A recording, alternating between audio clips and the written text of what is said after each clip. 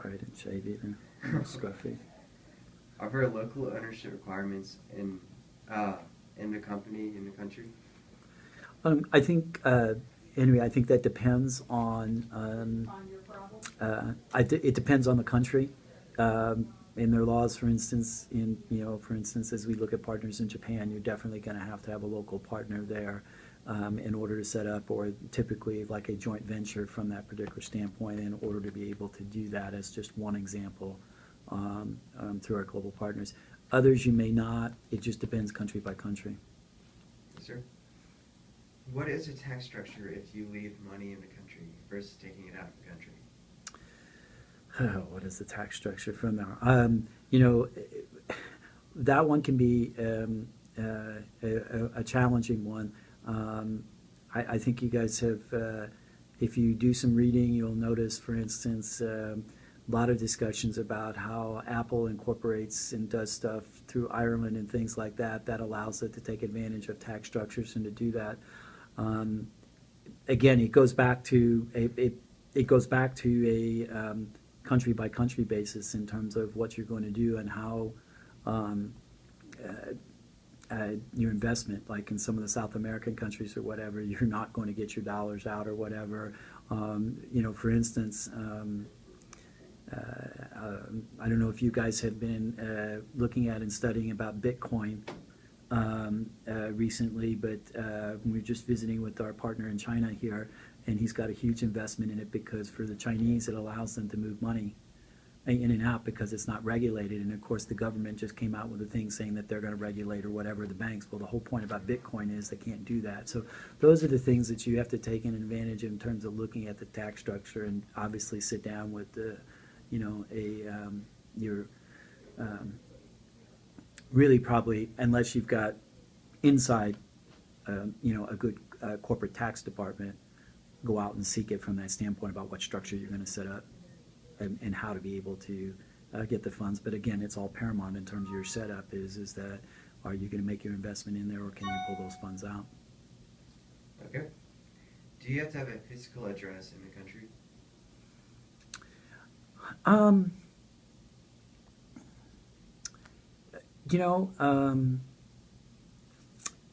In our business, depending on what we're doing, you do need you do need to have an address in there in terms of a local in order to have an IATA from there. I think in some others you might not necessarily, but in our business you do. I mean, you could have virtual employees in terms of having someone hired over there, but to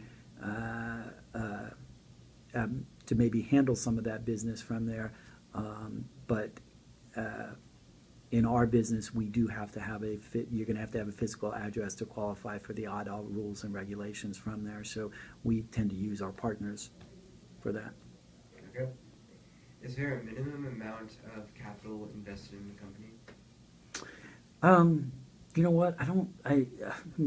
I can't speak for. I get it's kind of hard to speak for businesses and whatever in terms of minimal investment.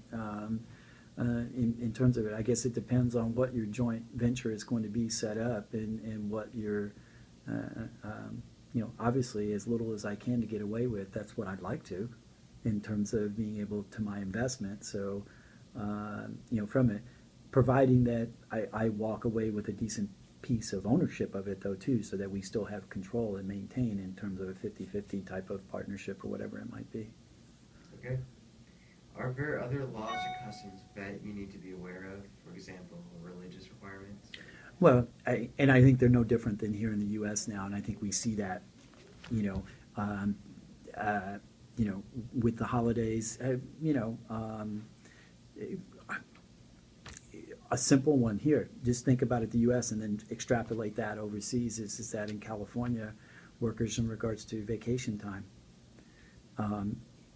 In other parts of the U.S., you don't have to. It's a use it or lose it type of policy if it's in your thing. According to California law, it's not a use it or lose it. They either get to roll it over or you got to pay them for it.